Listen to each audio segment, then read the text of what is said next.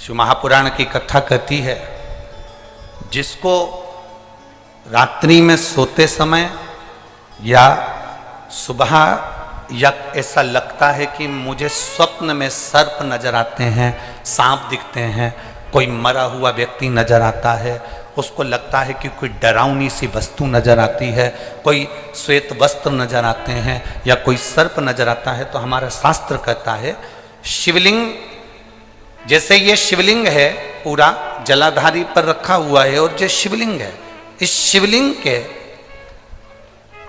5 स्थान ऐसे नियुक्त कर लीजिए। कितने स्थान? 5। चंदन लीजिए, उस पे एक चावल का दाना, एक अक्षत, वो भी चंदन में गीला करा हुआ, पूरा चावल का दाना। 5 स्थान नियुक्त कर लो। एक स्थान ये कर लिया हमने, चंदन लगाया, उसमें चंदन का चावल का दाना लगाया।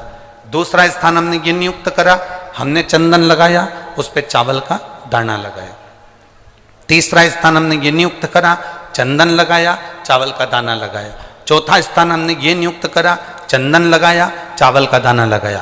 5वां स्थान हमने ये नियुक्त करा, चंदन लगाया, चावल का दाना लगाया।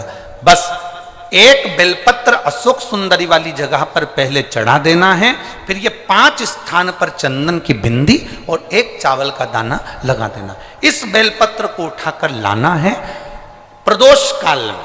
प्रदोष काल सूर्य जब जा रहा हो, चंद्र प्रवेश कर रहा हो, उसको प्रदोष काल कहा गया। उस प्रदोष काल में इस बेलपत्री को भगवान पतालेश्वर महादेव का नाम लेकर खा लेना है।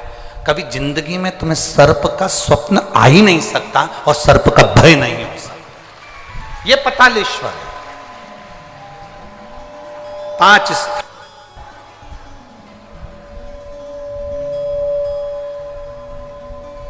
पांच स्थान नियुक्त करिए।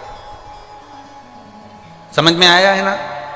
5 स्थान यदि हम नियुक्त करते हैं और 5 स्थान नियुक्त कर कर हम चंदन की बिंदी रखकर एक चंदन में भिड़ा हुआ चावल, चंदन में गीला किया हुआ चावल का एक दाना 5 स्थान पर यदि हम लगाकर एक बेलपत्र पहले समर्पित कर कर उसको लगाकर फिर हम उस बेलपत्र का प्रदोष काल के समय पर भगवान पतालेश्वर का स्मरण कर कर उसको पा लेते हैं, तो हमें फिर स्वप्न में सर्प का भय नहीं रहता, हमें स्वप्न में सर्प दिखाई नहीं देता।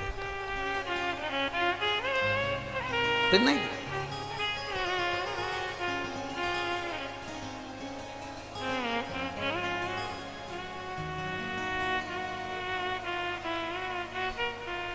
महाराज